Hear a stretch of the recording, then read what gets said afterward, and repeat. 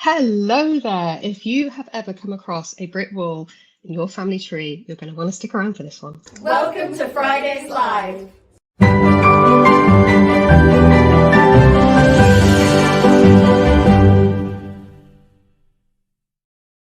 Hello, everybody. Welcome back to Fridays Live. It's a very, very special session today. We're going to be doing this with the National Archives. Really, really exciting. Hello to everybody watching live.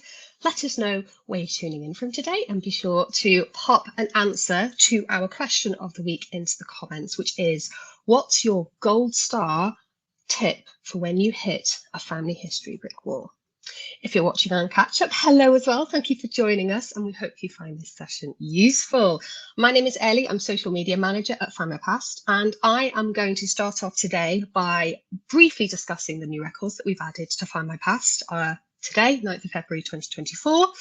And then in about 10 minutes time or so, I'm going to be joined by Jessamy Carlson of the National Archives, one of my bestest buds and closest friends, and I love her very much, and I'm very excited for another brick wall session with Jessamy. So be sure to stick around for that. You won't have to wait for very long, and we're going to be tackling some of your trickiest brick walls.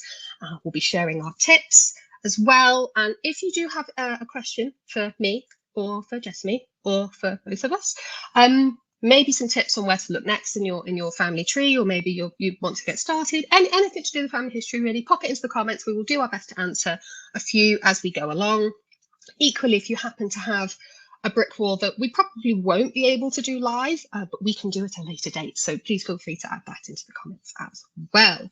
Let's welcome a couple of you joining us live here today. I can already see people joining here, which is wonderful. Got so many people watching today. Hello, everybody. We've got Andrea joining us from Stoke-on-Trent, Lynn from British Columbia. Hello. We've got our lovely Rosie. Hi. Gillian from a cold, damp Edinburgh. Yeah, whenever I see Gillian and she's giving the weather report, that's my weather report too, because we live in the same city. Mike joining us from Leicester. Hello.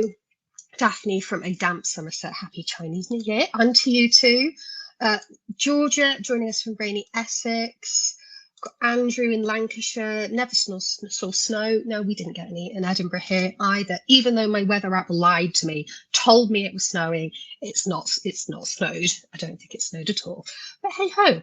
Julie joining us from Liverpool. Hi. Gosh, there's so many of you here today. This is lovely. Oh my goodness. Hi. Hi, Matthew. Sheila joining us from Vancouver Island. I can't say hi to everybody. There's far too many of you. But if you've not been to this before, we absolutely don't bite. Tell us where you're tuning in from. Tell us a little bit about yourself and your family history. And just join the conversation. There's a place for you guys to connect and chat and things like that. Eleanor joining us from, hold on, I've lost your comment, Eleanor. Working to find my second great-grandfather in Staffordshire, and you're joining us from North Carolina. Hello, we share a name. I'm also an Eleanor. Oh, this is fantastic. And yes, we've also got Daisy with us here in the comments from South London. Hello, Daisy. If you do have anything that needs answering in typed format, Daisy is your gal today. Okay, lovely. So let's have a delve into some new records, shall we? I'm only going to be spending about five minutes or so on these this week, because I want to get straight into the brick walls and bring Jessamy in for that, because I can see her waiting in the wings and she's so eager to get going with those. Okay, what's new this week, 9th of February 2024. So for this one, we're going to be heading to South Africa. Some bumper new record sets for you to sink your teeth into. So these church membership records cover over 350 years of South African history, with records from regions like the Cape, the Free State, and the Transvaal. Now, we've got 785,000, trying to remember these numbers, over 785,000 baptisms. A small number of these do have original record scans. They might be written in Dutch or maybe Afrikaans, and they cover the years 1660 up to 2011. So a lovely, big, chunky new record set for you to explore. Then we've got 314,000 marriages, 4,800 burials, and then rounding off the new records, there are also some church membership lists as well, and there are 141,000 of those. If you have ancestors from South Africa, or you think they might have spent some time there, this is definitely a week for you. You're going to want to go and have a look at these. she says, peeling hairs off herself. I'm not like crazy. I do remember my auntie once telling me that we have had a relative who went over to South Africa and nothing was ever heard from her ever again. But yes, so her name was Winifred Jones. She was born in Bersham in North Wales in 1880, I think. And she was the daughter of my 2 times great grandparents, William Henry Jones and Mary Gittins, and the sister of my great grandfather, Robert Thomas Jones. Now, I'm pretty sure she was a housemaid or a servant in North Wales up until sort of 1901. And I find her on the censuses and things like that, but then I lose track of her. And there is actually a passenger list record of a Winifred Jones, born 1881, I think, but she leaves is it Southampton, I think, in 1909. But then when you go and look at the original record, this Winifred seems to be part of a bigger family, and it's not my family, so I don't think this is the right Winifred. And I'm also pretty sure, when I've looked at this before, that she spent some time in Devon at some point, which is a little bit bizarre. But if you think about going from North Wales to South Africa, stopping off in Devon maybe isn't so crazy. Anyway, I'll have to retrace my steps because I really can't remember. But I know what I'm going to be doing this weekend. So yeah, try using these South African records in combination with the passenger lists, maybe even military or navy records as well. Let's not forget about newspapers. There is one new title. This is the Lancashire-based Morecambe Visitor, and there are, I think, 24 updated titles for you to explore as well, and that's a total of over 102,000 new pages. Fantastic. Okay, and before I welcome Jessamy in, I'm just going to go back to the comments a little bit and see what you guys are nattering about here. The sun's come out in Carmarthenshire. I'm so jealous, Elaine. So jealous. Carolyn saying DNA revealed. I'm not sure what NPE stands for, but great that revealed that for you. You have to tell me what that means. Imogen saying greetings from Essex with a brick wall that relates to South Africa. Yeah, these are some records for you. How exciting. Hi Kim, I've been a busy few days finding interesting characters, the latest being Blanche Hilliard, née Bingley, who was the sister of the wife of my second great grandfather's cousin. She was a Wimbledon champion. I love that. What sort of year are we talking about here? Like, does she appear in newspapers and things like that? I need to know more about her. Hello, Victoria. Nice to see you. Lovely. Okay. Oh, good tip from Karen here. To help with translation with these records, use the Google Translate app on your phone. Hold up the screen, works quite well. Also, Family Search has several dictionaries for family history terms. Fantastic tips. Thank you very much. Thank you, Carolyn. Non-parental event. Thank you very much. He's not who we thought he was. I mean, you put a smiley face, so you know you're quite happy that you've cracked that a little bit. How exciting for you. Well done. Okay, I think it might be time to add in our special guest for today. Are you ready? Are you ready for a special guest? Hi, Jessamy, how are you? Hello, Ellie, how are you? It's very nice to see you. I'm always happy to have you here on Fridays Live, Jessamy. For anybody who might not be familiar with you, would you mind just introducing yourself very briefly? Absolutely. So I work at National Archives, where I've worked for almost 16 years now, and I'm the head of the community and transport team, and I'm the public engagement lead for family and local history. So all questions, family history, particularly the 1939 register and the 1921 census, if you're asking those at Kew, the likelihood is it's me you're going to get answering them, and we get a lot of inquiries. You helped me with one a couple of weeks ago, didn't you? Yeah. I did, yes. So we can, it's quite good fun to have a dig around and see what we can find. It is, yeah. So Jessamy and I are going to be talking about some of your brick walls, and we're going to be trying to talk about not just what we find, but how we find and how we find it, and you know why we look at certain record collections and things like that. But before we delve into that, for anybody who maybe isn't familiar with the term, what is a brick wall, Jessamy? So from my perspective, a brick wall is that ancestor that you just can't get back any further for whatever reason. You just can't trace them, and you're not sure whether it's because someone's misspelt their name along the way. Have they genuinely just appeared from nowhere? where have they come from? Or sometimes, where do they go? I think it's a mix. But quite often people will say there's just this one ancestor, like I've got back to 1700 on almost every line, but there's this one person I just can't push back. So yeah, they're the brick walls, the ancestor who's been frustrating you for many moons. That's the kind of ancestor we're talking about in this context. Yeah, I mean, I don't think you can ever find everything there is to find about a particular ancestor, but it's exactly what you said. It's that frustration of there should be a birth record and there's not. Yeah. There should be a death record and there's not. Yeah. They are in one country up until 1 year and then suddenly there's nothing else. Like it's almost like they disappear off the face of the planet. Yeah, or they just appear. Like they're in the census in 1891, married with 3 kids, and where were they before this? Because they're not anywhere apparently.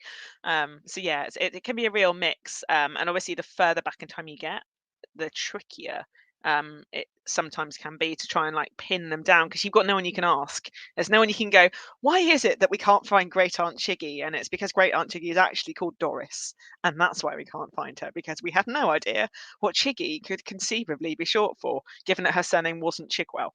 So yeah, it really does vary. Exactly. I've just seen Jean's comment about question of the week. I should have put it on screen. My apologies. The question of the week is, what is your gold star tip for tackling or breaking down a brick wall? So I want one tip, and we'll hopefully go through some of those in a bit. And we've got some of ours to share with you as well. But Jessamy, before we delve into the genealogy conundrums themselves, what is it, do you think, about a brick wall, a genealogy problem, that I don't know what excites us is the right word. I think it excites us. It doesn't excite everyone else. It makes us really happy when we've got a really tricky one to try and get our teeth into. What is it about that? Why do we love it? I think it's because, like, by rights, there should be records. And so it's trying to work out, how is it that we've got to this spot? Like, what are the options for trying to trace this person? What do we know about them? What can we intuit about them that might give us some info? And when we're talking through the brick walls that we've been researching, hopefully, like, the way we're talking about them will give you a sense of like the thought process that goes on behind them. Because sometimes it is just like trawling and trawling and trawling. And sometimes it's trawling through, page after page after page of records, because you've got a surname that's just been so horrendously mistranscribed and misheard and misrecorded along the way. And we'll come to one of those later. And it's just trying to, like, literally looking through and trying to figure stuff out. But I think it is that sort of that grip that there must be an answer, and like surely we've got to find it. And it's the kind of the thrill of the chase, really, isn't it? Yeah, we as human beings like a bit of a challenge. And it could be in any walk of life, like whether it's I will learn how to knit, or I'm going to run that marathon. For us, it's I will break down that brick wall. Yes. Yeah, it's sort of the. I feel a little bit like I'm a detective sometimes, trying to get to the bottom of a case, like a cold case or something. And sometimes trying to work out why other people have followed a particular avenue. I've just seen Gina in the comments has said, some people have added information to a tweet and it's not right. And yeah, I hear you. It's so frustrating when you're looking at it going, how have we got from this conclusion to this? Like, no, that's not a thing. That's not how we've got there. You quite often come across that. And I say one of my top tips is trust no one else's research. Like, don't just accept people's research blindly, because it's always better to try and figure out. I mean, it's useful sometimes to see what conclusion they've come to, but you're also sometimes you're looking at it going, I have no earthly idea, based on the information that we definitely have in common, how you come to this conclusion. So yeah. So that you'd say that's one of your top tips. I think one of mine would probably be the one that's quite up there in like my top 3. Is probably sometimes instead of smashing through the wall, try and go around it. Yes. So employ a little bit of fan research, which is friends, associates, and neighbours. So if you can't find records on that one person, think about their siblings, their parents, nieces and nephews, neighbours, colleagues, and try and see, by widening that net a little bit, if you can find any particular clues that pertain to the ancestor that you're looking for. And we will see this play out in one of the brick walls I tackled. And actually, are there any I've tackled too? Excellent. Are there any other tips you want to share before we kick off? I think sometimes almost like having it all in front of you, like, so trying to write down everything you know for definite about a person. So I've got one later where I'm almost certain I've got an adult baptism. I know exactly where she is in the 1891, and I've got her children being baptized. Apart from that, slightly stuck, but I've got a lot of who she isn't, and I hopefully some of the explaining, although I'm not completely sure I've nailed it. I know who she isn't, and in some ways that's almost as helpful as going, well, we can rule like these 8 women out. But yeah, sometimes it is just a knocking round the brick, sometimes going, okay, well, I had some options and I know I can rule a load of these out, and that's quite helpful. Yeah. Yeah, I completely agree. Proving what is right is sometimes just as important as like proving what is wrong. Yeah. Like ruling things out. Like don't discount that. Because you might think you've picked up a trail and think, yeah, I'm going to follow this and see where it leads, and it might lead to a dead end, but that's not wasted time. No, never.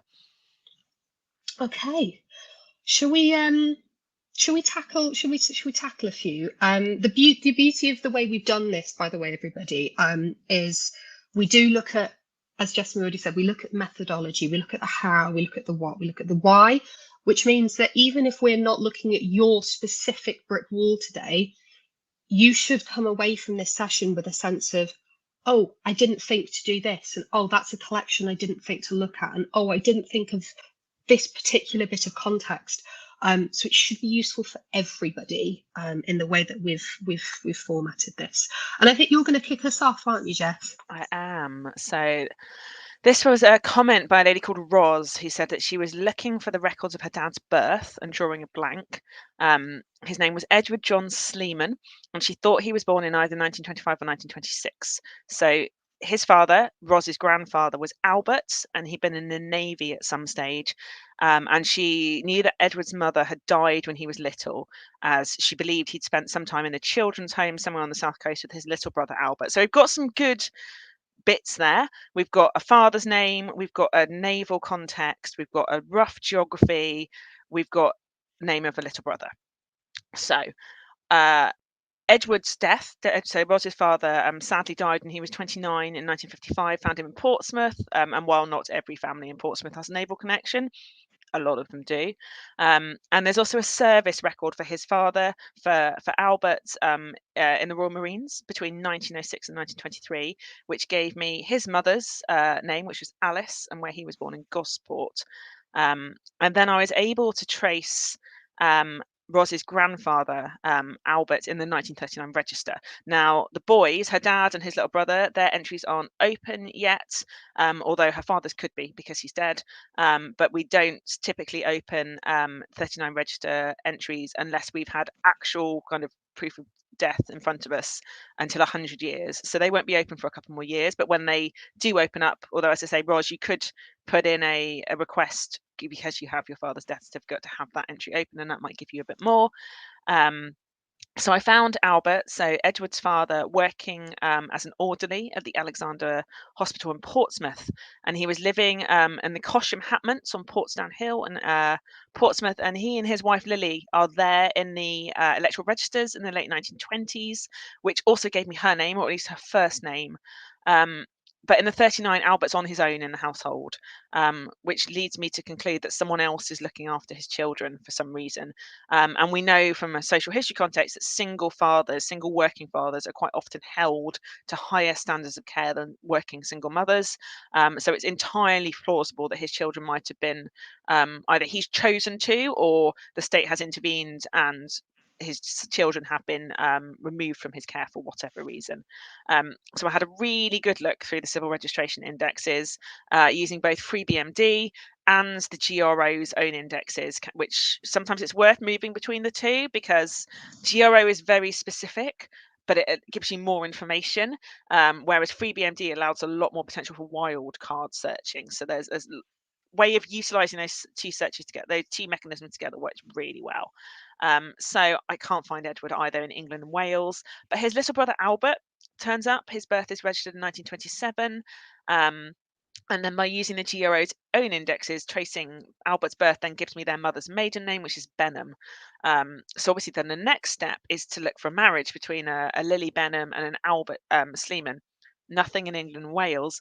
So then I ran it through FMP's wider search, and this is where it came up trumps. So records from the parish of St Martin in Jersey and the Channel Islands show that Edward Albert Victor Sleeman married Lily Sarah Benham on September the 7th, 1924. So the Channel Islands, although they are privy to the same civil registration setup as England and Wales, are not included in England and Wales's general roving indexes. So you don't find them on FreeBMD in the same way because there's slightly different regulations on access to those indexes in the Channel Islands. So they're a separate data set. So sometimes worth checking if you're not finding it in England and Wales, you could try looking for the Channel Islands and also Scotland and Ireland because they're a different set as well. We're jolly lucky that it's 2024 because that meant the 1924 stuff was open. So we found that marriage. So it's possible that we've got a Jersey connection here. I couldn't find Lily being born in Jersey, but we'll come back to that.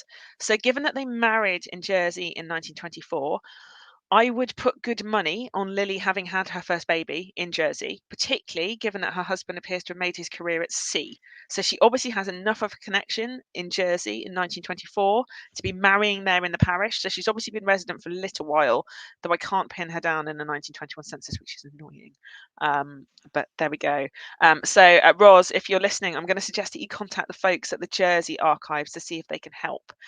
It's really common for women to go home to have their first baby, want to be around family, mothers, sisters, grandmothers, that kind of thing in this period. So I would definitely check this out. So then finding Lily's name allowed me to trace a bit more back, and I can see from the death indexes that her death was registered in the March quarter in 1929 in Portsmouth. So she died when her boys were very little.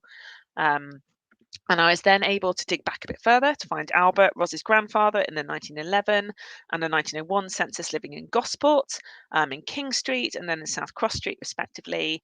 And Alice and her husband Samuel, Albert's father, had been married for 29 years in the 1911 census, and they had 12 children born to the marriage, 9 of whom survived infancy. And those indexes then show so that Samuel John Sleeman and Alice Louisa Penny married in the September quarter of 1882, and the parish registers show that this marriage took place in the parish church in Alverstoke, which is in Hampshire, and Alverstoke will become common to this family. So Ros, apologies if I teach you to suck eggs, but you've got a long history in Alverstoke. So Samuel's father Thomas is listed as a mariner. Alice's father James is also a mariner. There's a really strong navy bent in this lot. And the kids have great names. So the eldest 8 children all have 3 names. They've all got 2 middle names.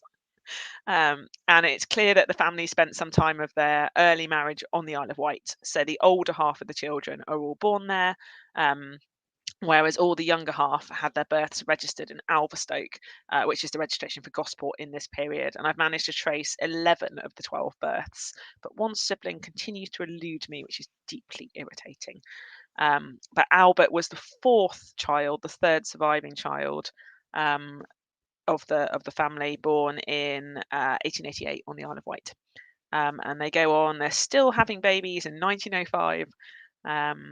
It's also worth noting that in the 1871 census, young Samuel is a 17-year-old boy first class in the Royal Navy. So yet more Navy, also listing Gosport as his place of birth. So I make that 4 generations of Navy on the Sleeman side. And Alice's birth was also registered in Alverstoke in 1859. And if I look quickly at the Benhams as well, Lily, also born in Alverstoke in 1897. She's the daughter of Alfred Benham and Emma Brown, who were married around 1885. And the 1911 census shows that they had 9 children, 8 of whom had survived infancy, and 7 of whom were still at home with them. And I noticed that in the 1901 and the 1911, there are 86 and 88 Henry Street, respectively. So I'm not sure if they've just moved next door, which, stranger things happen, or maybe the street was renumbered. And this is also a family with strong name game. The boys have very regular names, but the girls are called Daisy, Lily, Violet, Rose, and Pansy. So I like the theme that they've gone with. So yeah, so that's that one. So a fair amount of unpicking there, but in some ways just kind of slightly lucky that the Jersey registers happened to be available for the year I was looking. So that was, yeah, really useful. But that's a great tip, right? This brick wall that you've looked at, Ross's brick wall, really shows that if you cannot find a record for somebody where you expect them to be, don't just give up. Widen the net a bit. Yeah. In this case, widen the net to Jersey. Yeah. So, and let's say Jersey Archive is a great archive. I'm sure they will be happy to help if you can get in touch, and they can advise you on access to those records. Yeah, you did really well with that one. I'm really proud of you. Thank you, Ellie. Tell me about yours, because you've done some work Mm-hmm. on some as well, haven't you? Yeah, I tackled quite a few, but I only got any particular successes 2 in the end. So I'm going to at least start with those, and if we've got time to look at the other ones, we will. So Zoe's brick wall is her granduncle Charles Roberts, who was born in Northampton in 1910. So that's a solid start. We've got a name, a place of birth, and a year of birth. She can find him on the 1939 register. Excellent. Gives his parents' names, but Zoe's got no idea where her granduncle died. There was apparently talk that he joined the Royal Canadian Air Force, but Zoe has no information on this, can't find a marriage, can't find a death, and she doesn't know where to go next. So again, one of my big tips for at least starting to tackle a brick wall is to go over the ground you already know. So for me, in this instance, I obviously didn't know anything about this guy, so I went over everything that Zoe had already said. So I found him in 1939, living at Sunningdale, Meadowview, Welford Road in Northampton with his parents, Charles Alfred, who was a blacksmith, and Sarah Alice. And then you've got some brothers as well. You've got Alfred Samuel, who's a confectioner and a cake maker. Great job. And George Reginald, who was a brewery worker. That's really hard to say. I also found the family in the 1921 census, which gave me a few extra clues. Different address, but also the mother, Sarah, was actually born in Texas, which I thought was a bit off the wall. Interesting. There's a surprising number of Americans in the 21 census. If you look at the list of UK residents born abroad, there's actually a really high number of Americans. So interesting. Yeah, I'm just thinking, like, randomly in Northampton, married to a blacksmith. Yeah, it'd be interesting to know how. Yeah, there's a who, what, why, when story to be asked there, isn't there? I'm sure Zoe already knows, but I found it really intriguing, and it was very, very difficult to not just fall down that rabbit hole and go and research her, because that's not what I was meant to be doing. So they married in 1906. So all of that, going over the ground you already know, that was a really good starting point for me. And already my mind was like whirring with possibilities. I was wondering if there was a connection to Texas. You know, does Charles disappear because he goes to Texas, for example, where his mother's family were from? And then Zoe also mentioned about the Canadian Air Force. And I wanted to, if I couldn't prove that, I wanted to disprove it. Okay. So because of the 2 possibilities there of him leaving England and going to North America, I then went and had a look in the passenger list. That was my first port of call. We know that Charles was in England in 1939, so I'm looking for a departure date after that. And the passenger list that we've got run up until 1960, so we've got a good 20-year chunk to look at there. Because Charles Roberts is a pretty common name, I do have his birth here as well, so I was able to add that in. And then it was just a case of browsing each of the matching results that I got to see if I could find anything that stuck. I mean, this sounds laborious, but you've got to do it, right? Yeah. Anyway. So the sort of things I was looking for on the passenger list were things like matching occupation, did he go with any family members, and things like that. And the good news is, Zoe, I think I have at least part of an answer for you. So there's a Charles Roberts born in 1910 who headed to Nova Scotia in Canada in 1946. So I looked at the transcript of that. I thought, yeah, that's probably worth a further look. So I opened up the original image. because on the surface you might discount it, but you really shouldn't, follow it as far as you can. The interesting bit for me here is on the original image, it has the last known address of this person in the United Kingdom. And would you believe it? It was Meadowview, Welford Road, Northampton, the same address where he was living in 1939. Brilliant. That's pretty difficult to go against, isn't it? Good job, Really Ellie. tough with that. Yeah. So I think we can make a fair assumption that this is our Charles. Yeah. He travelled alone. He was a single farmer. And he left on the Pacific Explorer on the 21st of December, 1946, and he was 36 years old. Great. Well done. Good work. Yeah, the annoying thing is though, Jess, I can't find anything else about him after 1946. I have tried everything I can think of. I've looked on all the websites. Happens to the best of us, yeah. I've looked on all the websites, and granted, there is probably more digging around you can do, but my next port of call from that was Ancestry have got the Canada incoming passenger lists. They've got 2 different record collections, but they don't cover the year 1947, which is when he would have arrived. That's frustrating. Yeah. So, hey ho. Yeah, I mean, Charles Roberts is a name that you may be excused for struggling to track down. Yeah, but hopefully, as collections become available, then you might find that in a few. And that's the other thing. Time is sometimes the key to your brick wall, because sometimes it's just a matter of waiting until something else becomes available. So always worth. Just sometimes coming back to stuff. Sometimes you can park your bricks and just come back to them. They won't go anywhere. I like that. I'm going to put that on a mug. I'm going to parking my brick. But yeah, so I'm pleased at least I was able to place him going to Canada at this time. And I think if I'd had more time to dedicate to this, Zoe, my next port of call would be to look at marriages for after this time in Canada, and then maybe I'm not quite sure how it works in Canada, whether you order certificates and things like that, but I'd be looking for his father's name, and it should read Charles Alfred Roberts. That I reckon that would be the key and to the finding Canadian your census Charles as well, because the census rules in Canada and America are slightly different to the UK, so they're released earlier. So I'd be having a good trawl through the Canadian census, maybe for 1950, if and when it's available. I don't do much research in Canada, so you have to excuse, but yeah, worth having a trawl through.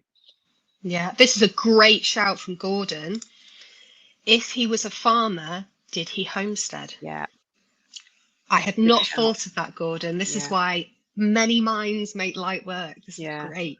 And big thanks to Jan, who's put some really useful links up for Jersey Heritage. So yeah, there's some good stuff there. And also I saw in the questions, Elaine, because we were talking about 39, Elaine was asking about 1939, saying she's got an 8-year-old that she's looking for in the 39 register who's not with any family networks that they can find. And I have 2 quick thoughts. One is that he might, if he was only 8 in 1939, he will have been presumed to be alive unless we have proof that he is dead. So there's a reasonable chance that his record is just closed. So you might just have to hang on, or if you can prove that he's dead, you can put in a request to have that opened. The other thing that's worth noting is 8-year-olds evacuation. Like the number of kids who are evacuated and are with grown-ups who don't know how to spell their name, or have spelt it wrong, or have got their date of birth slightly out. So go crazy with the wildcards, because that might be your route in, but worth searching maybe just for the date of birth and seeing if that's an option, and that might just throw up. But like I say, if his birth year is 31, my gut would be that the entry is still closed, and that's probably why you can't find him. I also want that on a mug. Go crazy with the wild cards. We're starting a whole line of merch here. Yeah, all the inspirational comments. We can come up with some of those. Rita had some good advice for tackling brick walls. She says, don't rely on just one website. Different sites have different types of records. For example, we have the US Catholic records, but I had to go somewhere else to find those incoming Canadian passenger lists, for example. Yeah. It's just the nature of the beast. And yeah, look everywhere you can. Yeah, multiple sources. It's the way forward. Absolutely. I'm just wondering if there's any more tips that I can find in here. Here we go. Cindy says newspapers is her gold star tip. My granddad ran for MP in the Oh 1950s. wow. Cool. Newspapers mention that he was a wrestler in the 1920s. That's so Oh, cool. that's brilliant. I love I that. love. And Ruth says use wills and probate. Yes. Yes. Yes. A will found on the National Archives listed his natural daughter by her married name. Ah, Brilliant. yeah. And Lynn is saying she loves Scotland's people for Scottish research. Like, absolutely. Start with them every time on Scotland's people. Yeah, I cannot praise Scotland's people enough. And we talk about maps a lot of the time on these sessions, and things like the National Library of Scotland Yeah, great maps. resource. So good. Like if you're looking at a particular area that you're not very familiar with, hands down recommend using that. Yeah, yeah. But even Google Maps. So for the one I'm about to talk, I'm going to talk about Mary Ellen Tighe next. And I was looking at Google Maps, going, how far apart are these streets? And it's the fan thing, like trying to work it out. Going, is it plausible what I'm thinking? And then going, no, there's something going on here. So, shall I dig in? Yeah, go for it. So Luke Quarles put in his great-great-grandmother, who, and I quote, appears out of nowhere. And I do like a great-great-grandmother who appears out of nowhere. Like, this is, you had my interest at appears out of nowhere. It's like, okay. So Mary Ellen first appears so far in the 1891 census in Liverpool, one of my favourite places to research. Married to Martin Tighe, living at 18 Dickinson Street with two daughters, 6-year-old Mary Ellen and 4-year-old Ellen Jane. Martin is a 28-year-old dock labourer, and Mary is a 32-year-old housewife, and they both list their place of birth as Liverpool. Sounds straightforward, right? And in a 1901 census, they are at the same address with 16-year-old Mary, 11-year-old Ellen, and 7-year-old Catherine. By the 1911, they are at the same address with Mary, who is by now 27 and married and who has 3 children. And the other 2 daughters are also still at home. So the married girls, Catherine and Ellen, are both listed as servants. And the marital fertility column in the 1911 reveals that Mary and Martin have been married for 30 years and they had 8 children, 7 of whom have survived. And by the 1921 census, Mary Ellen has died. She died in the March quarter of 1917 in Liverpool. And Martin is still living at 18 Dickinson Street with his youngest son, I think Martin. It might be his grandson. It's tricky to determine, and the census entry has been annotated. And it's only at this census that I took a look at the size of this property. Ellie, it's 2 rooms. It's not a house, it's 2 rooms, and they've been living in it for at least 40 years. It's like, wow, 8 children in 2 rooms. And in the 1911, there's 2 entire families, including 3 small children. It's just like unbelievable. Worth a note here, I haven't got hold of her death certificate, but does that have her date of birth on it? Because sometimes they do. So I would say if you haven't got hold of that, Luke, get hold of that and just see what it says, because that can sometimes give you extra information. Completely agree. So I started looking. So Martin Tighe. So in the census, it's initially spelled Tighe. When he is when he is baptized, when he is baptized, Tighe is spelled Tye. Like, phonetic changes of surname are going to become a theme in this inquiry. So Martin is the son of Owen Tighe and Catherine Herrick, born 10th of November 1862 and baptized 8 days later at St Patrick's Church in Liverpool. So I went looking for Martin. In the 1881 census, Martin is still at home with his parents. He's listed as single, and Mary is not with them, which I wouldn't expect. It's less usual, particularly in devoutly Catholic Liverpool in the 19th century, for couples to live together prior to marriage. I'm not saying it didn't happen. I'm saying it's less common in this place and in this cultural community. So then I moved on to the kids. This was fun. So I have found 1, 2, 3, 4, 5, 6, 7 of their six of the daughters at least. Oh, the surnames. So Mary, their first daughter, born in 1884, mother listed as de la Fra. Anne, 1886, mother listed as de la Pays. Catherine, listed 1888, mother listed as Robinson. Ellen Jane, 1890, mother also Robinson. Catherine Anne II, born 1893, mother is de la These. And Elizabeth, born in 1895, mother is de la Treese. So there's clearly something being lost in translation here. Like the mother's name is clearly massively problematic. And I know from looking at his daughter Annie's marriage certificate that Martin was illiterate. So there's a cross for his name. So we know that he can't read or write. So possibly if he's registering the births, then he's not necessarily in a position to correct spelling. No, Which he with a wouldn't. name like De La Cruz, it's going to be a problem in 1880s Liverpool. There's also something going on with Ty because one of Martin's brother Patrick, his marriage is recorded under Lie, so an L rather than a T, so that's not helpful either. And Mary Ellen appears to be born in about 1858, 1859, if the census is taken to be accurate, and you can take ages with a pinch of salt. Intriguingly, I noted an adult baptism and conversion of a Maria de la Cruz in September 1880 at St. Peter's Priory, which I thought was interesting. I think that's probably a conversion before marriage.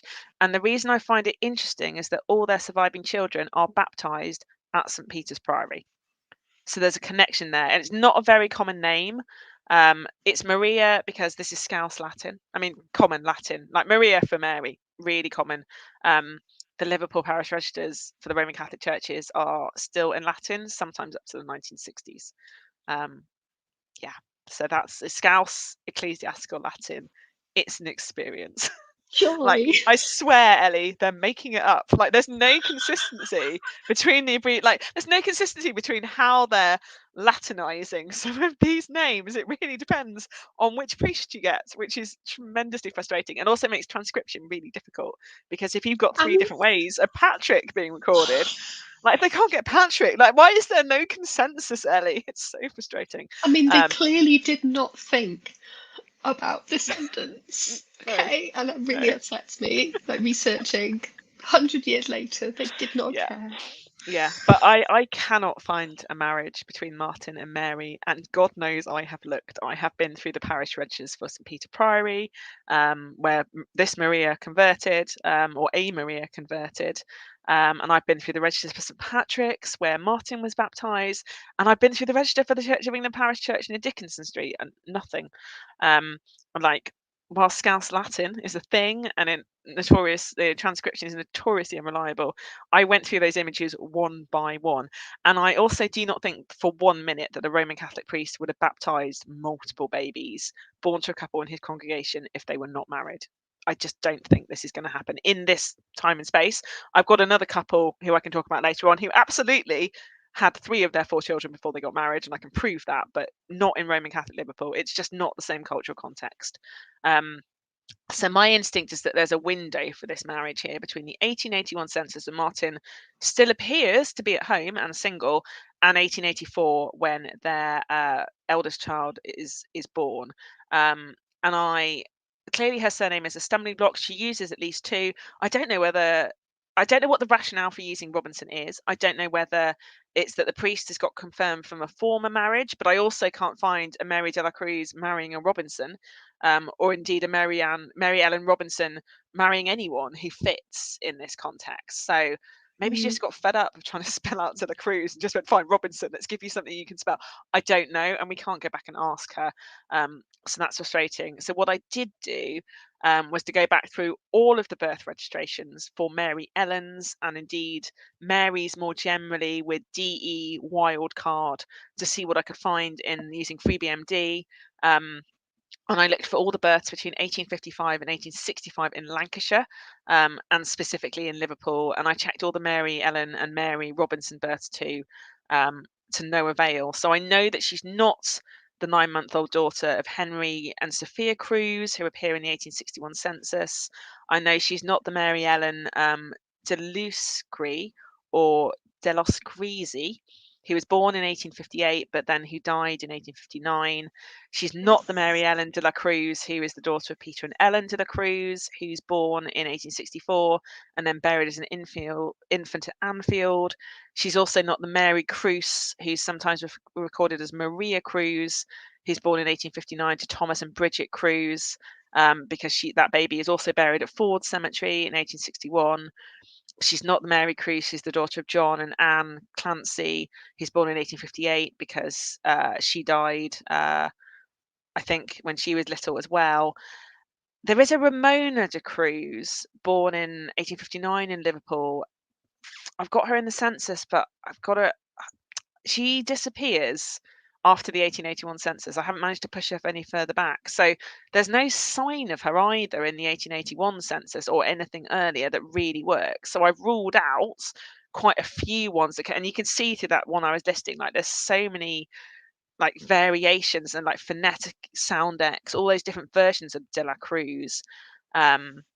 But what I did find is that there are clusters of De La Cruz families in Liverpool. I didn't know there was a Filipino community in Liverpool in the 1860s, and there absolutely is. So that's a really interesting piece of learning. But there are De La Cruz families in Chester-le-Street, in County Durham, and also in Bedford. And there are a number of De La Cruzes coming in and out of Liverpool, with citing Manila as their place of birth, across 19th century crew lists. But what I did notice is that there's a street in Liverpool called Frederick Street. There's Upper Frederick Street and Frederick Street. And Frederick Street has at least one and sometimes several De La Cruz families living on it for most of the 1800s. And Frederick Street is about 200 yards from Dickinson Street. And I don't think that can be a coincidence. So in the 1871, there's a Santiago de la Cruz living at 27 Frederick Street, and he's got an 18-year-old called Lizzie Del Croix, with her 6-month-old son Frank. She's still there in 1881 with further additions of Josephine, John, and Madeline. And then by 1891, her husband John is actually back on shore when the census is taken, and they've added 9-year-old Joanna and 8-month-old Benjamin to their brood. I'm pretty sure their marriage is the one at St Nicholas, where an Owen Del Cruz marries an underage Elizabeth Wynne, because all of those children have Wynne listed as mother's maiden name. There's an Estequez de la Cruz and his wife Mary living on Greetham Street in the 1881 census, and they have some 7 children of their own living with them, plus a number of guests who are giving the Philippines as their place of birth. They're at Frederick Street by the 1891 census, and they stay there for quite some time. There's a Philip de la Cruz in the 1881 in Upper Frederick Street, and then next door there's a Francisco de la Cruz. Both of their wives are called Mary. I feel like I'm being taunted, and I did being taunted. I did see whether either of those women had remarried. No, so she's not either of those Marys, and Francisco and his wife Mary had several children, and then there's a Felipe de la Cruz in the 1891, also on Frederick Street. He's another boarding house keeper for Manila, and I feel slightly being taunted by the dead, because clearly there are de la Cruz families living in and around this bit of Liverpool. So having tried pretty much every avenue, I went hunting for Marys of about the right age in the 1881 census in that enumeration district, just to see if I could find anyone. And in the 1871, there's a barely legible entry for an Ellen de Young with a daughter called Mary, who's born in 1859 in Liverpool. Ellen's Irish, and I think this is Mary de Young, Ellen was Ellen Mansfield. Mary is baptized at St Vincent de Paul in 1858, and in the 1861 they're together on Watkinson Street, although Peter is a dock labourer and he lists his place of birth as Holland. I think it's a stretch. I'm not convinced it is her, but it would be worth warning up because she's so awkward to trace. It's like no wonder Luke is at his wit's end. I just wonder if in a parish where you've got so many variations of De La Cruz, I just wonder if the priest just heard "duh" and just written La Cruz because he's heard that name so many times from the numerous De La Cruz children rocking around Frederick Street in the latter half of the 19th century. So there was De La Cruz, Del Cruz, Del Cruce, Del Cris, De La Croix, and those are just the phonetic versions that I've managed to kind of pull out. And I think Luke mentioned they'd had DNA, and there was a 3% marker for Filipino heritage, which would fit with a 3 times great grandparent from the Philippines. So maybe it's Yeah. Mary's father who's the Filipino link in this context. But yeah, hours of my life looking through Scouse Latin trying to figure it out, but not much joy. A very valiant attempt, though.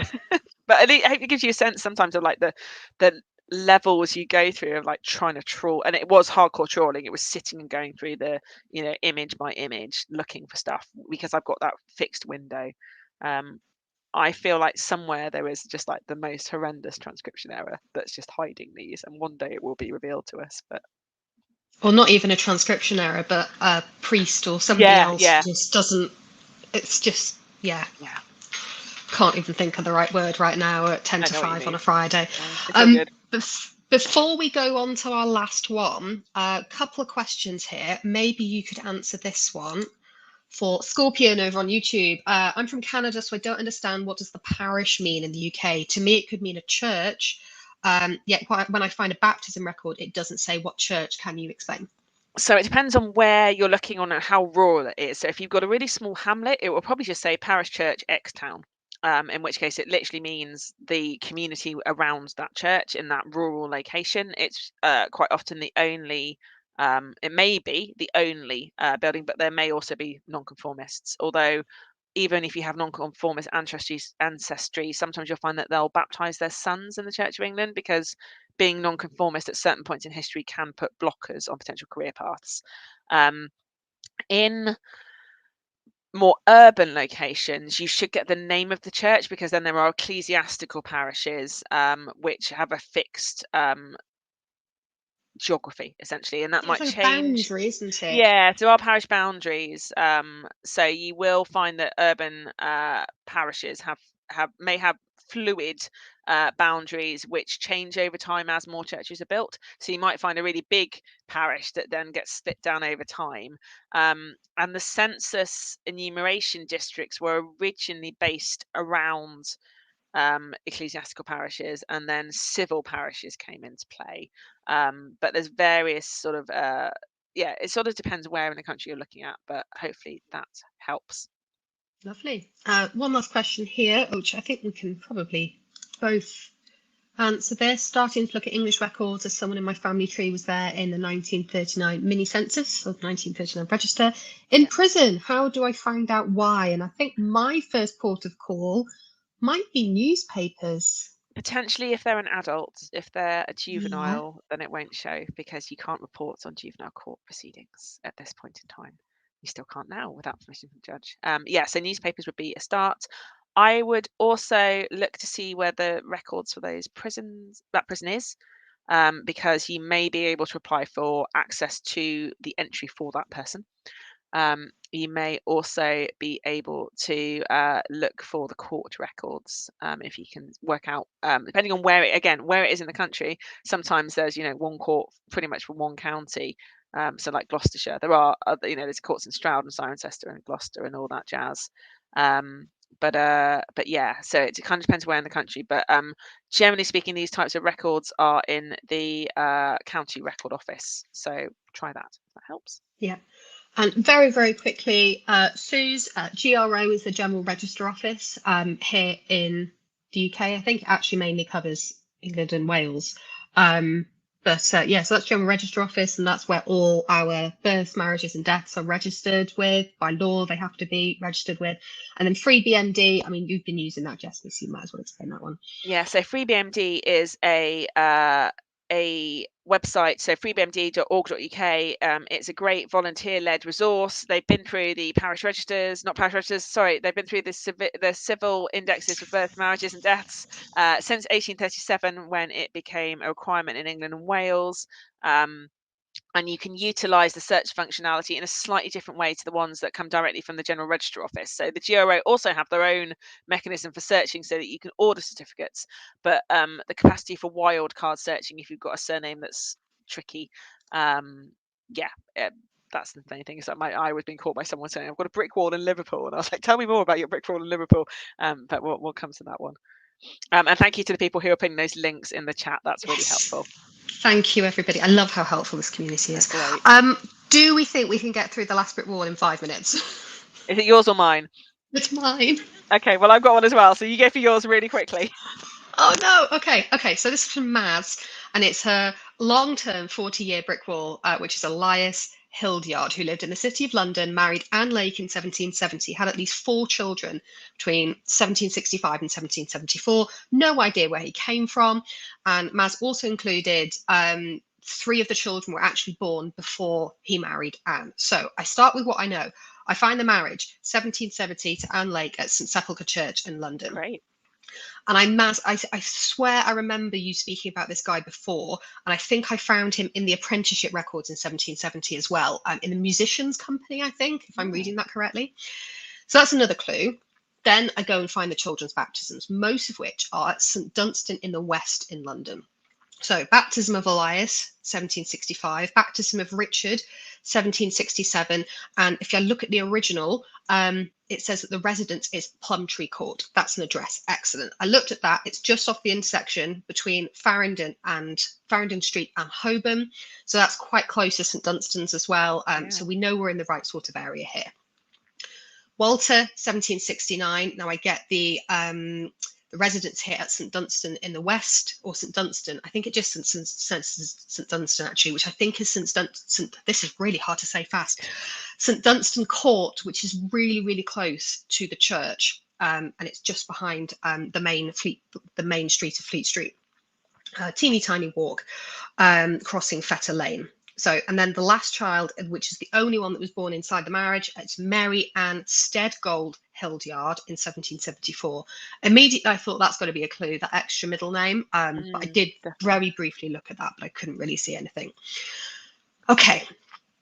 So the key thing for me here was these residences and the St Dunstan in the West. And then you've got this surname of Hildyard, right? And then I started to wonder, are there any more Hildyards in and around this area, or even, marrying in the same parish or having children baptized in the same parish? Yes, there were. There's a Benjamin Hildyard and his wife Anne. Okay, now they had the following children baptized at St Dunstan in the West, the same church, around the same time.